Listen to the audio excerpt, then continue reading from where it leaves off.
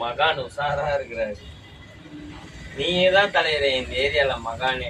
இந்த மகான் பட்டம் உனக்குதான் செட் ஆகும் இந்த ஏரியால, வேற யாருக்குமே. நான் வெளில கட் அவுட் வைக்கிறேன். கட் அவுட் வைக்கவா தலைவரே? பேர் சொல்லு தலைவரே, கட் அவுட் வச்சிடலாம். தலைவரே பேர் தலைவரே? என் பேரா ஜோதா அக்பர். ஜோதா அக்பர் ஆகிய நான் இந்த ஏரியாவில் பெரிய மகான் ஆகிறேன்.